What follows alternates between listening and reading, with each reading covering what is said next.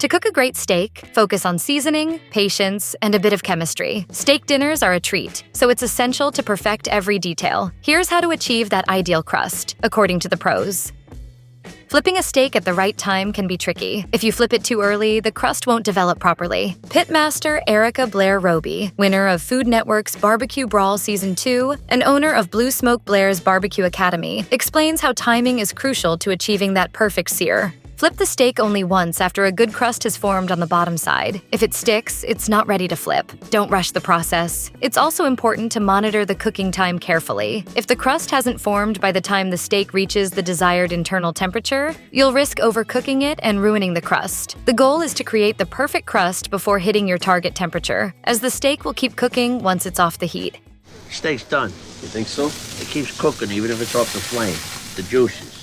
Trimming your steak is an important step often overlooked by less experienced cooks. While it can feel wasteful to remove what seems like perfectly good meat, trimming ensures even cooking. By cutting away thinner pieces, you give the steak a more uniform shape and size, leading to a better overall result. Don't forget to remove excess fat, especially the thick, gristly layers around the steak's edges. A large amount of fat can burn quickly in a hot pan, which not only affects the flavor of the steak, but also prevents the formation of a nice, flavorful crust. Taking the time to trim your steak properly will help achieve a delicious, perfectly cooked piece of meat.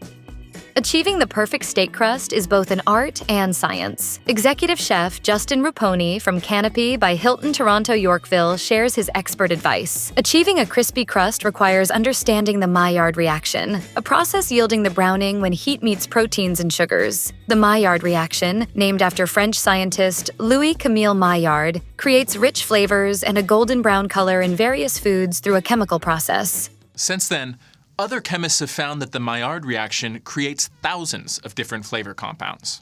When heat is applied to a steak, the proteins and sugars react, breaking down and recombining to form new flavor and aroma compounds, along with that crispy, golden brown crust we all love. Trying to achieve the Maillard reaction in an oven can result in a dry, overcooked steak. Instead, experts say you need a very hot cooking surface to quickly reach a high temperature on the meat's exterior while allowing the inside to cook more slowly. Chef Justin Raponi suggests using a cast iron skillet, although a hot grill can work just as well. The key is ensuring the pan is at the right temperature, and that the steak is flipped and removed at the perfect moment. The Maillard reaction happens once the surface temperature of the steak hits 300 degrees Fahrenheit, so achieving this temperature is crucial for that perfect crust. For the perfect steak crust, it's crucial to start with a dry surface. Many chefs suggest patting the steak dry before cooking, as any excess moisture will quickly turn to steam when it hits the hot pan. This steam prevents the steak from forming that desirable, crispy crust. While the steam might sound impressive in the moment, it doesn't benefit the steak's texture or flavor. A wet steak also means your salt won't adhere properly and might not penetrate the meat as effectively. Thankfully, you don't need any special equipment. Just grab a couple of paper towels, as Roby recommends, and give the steak a quick pat down to ensure optimal cooking results.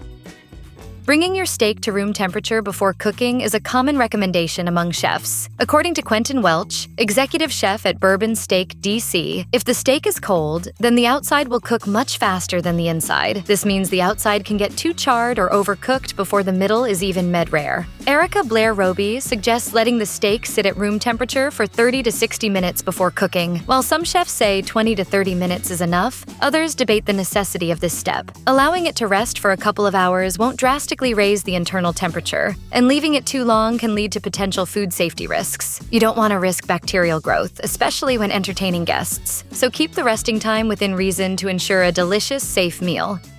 There are different approaches to searing a steak. Erica Blair Roby suggests grilling the steak on one side for 90 seconds to 2 minutes, then rotating it 45 degrees to achieve grill marks before flipping it for another 90 seconds. Quentin Welch, on the other hand, advises not to focus on grill marks, explaining that perfect searing is more important than appearances. Put the steak on a hot part of the grill. After a minute, rotate the steak slightly. I move the steak a few more times than that so that a crust starts to develop. Nearly halfway through cooking, flip the steak over and do the same on the other side. Barry Sorkin, former co-owner of Smoke Steak in Chicago, prefers cooking steaks in a low oven until just below the desired temperature, then finishing them with a quick sear in a hot pan. This method, he claims, saves time and eliminates the need for resting the steak after cooking.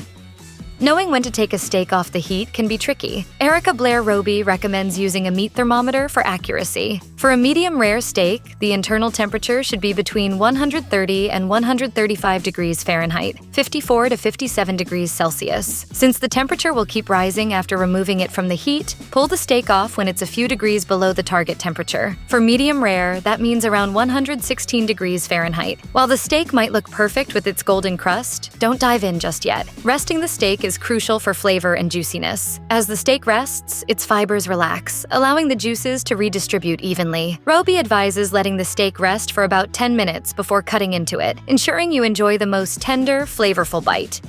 The most important part of cooking a steak is making sure the heat is spot on before you start. If the pan isn't hot enough, you won't get that perfect crust. As Erica Blair Roby explains, the high heat is crucial for a good crust. If using a grill, preheat your grill to a high temperature, around 500 degrees Fahrenheit, 260 degrees Celsius. The grill needs to be hot enough to sear the steak quickly. Aim for a temperature setting that allows the meat to sizzle upon contact, typically medium-high on a stovetop, to ensure an effective sear. Barry Sorkin favors using hot charcoal, whether for direct grilling or heating his cast iron skillet. Alternatively, Quentin Welch, known for her restaurant, uses wood to generate an intense fire, adding an extra layer of heat for perfect cooking. We use a mix of hickory, cherry, and oak that gives great flavor and great aromatics. Justin Ruponi explains that any dry heat method, such as broiling, can effectively cook a steak. Moisture is the enemy of browning, and therefore, using dry heat helps to evaporate any existing surface moisture, allowing for better caramelization of the meat. Erica Blair Roby recommends selecting a steak with good marbling, but also suggests porterhouse, T-bone, or tenderloin as excellent options. Sirloin is a more affordable cut and can also be grilled, though it's known to be tougher than pricier cuts. If choosing sirloin, look for one with good marbling to improve tenderness. Chuck steak, while lean, lacks fat marbling and is often tougher as a result. Regardless of your choice, it's important to ensure your steak is thick enough. Thin steaks can easily overcook under high heat, which is essential for creating the perfect crust. As Justin Ruponi points out, thicker cuts provide more room for error, as they minimize the risk of overcooking the interior while forming a crust. A steak that is at least 1 inch thick will be ideal.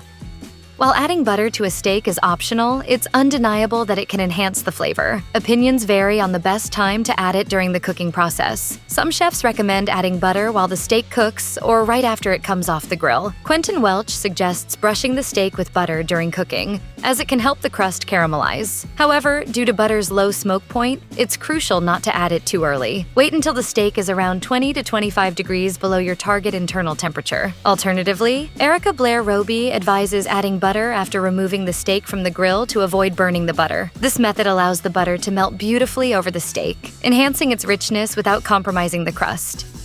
Chefs generally agree that oil is key to achieving a great steak crust, but they differ on how to apply it. Roby prefers adding a small amount directly to the pan, while Welch recommends oiling a towel and using it to coat the grill. Others suggest oiling the steak itself for better control. The choice of oil is also crucial, as burnt oil can create an unpleasant, bitter taste. It's best to opt for an oil with a high smoke point, like avocado or canola oil. Oiling the steak directly may also be a healthier approach, as it helps control the amount used and minimizes splatter, reducing the risk of burns. When it comes to seasoning, you have the freedom to get creative. While Quentin Welch suggests sticking to the basics with salt and black pepper, feel free to add your own twist with a seasoning blend you love. However, timing is key when adding seasonings. You want to apply them just before cooking. If you salt the steak too early, it can draw out moisture and create a brine. This means you'll need to let the steak sit for about 45 minutes to reabsorb the liquid before cooking it, something you want to avoid. Some chefs prefer salting the steak well ahead of time and letting it marinate in the fridge, which can lead to great results. But this method takes more time and can make achieving the perfect crust trickier. If you're short on time, seasoning right before cooking is a simpler, quicker way to go.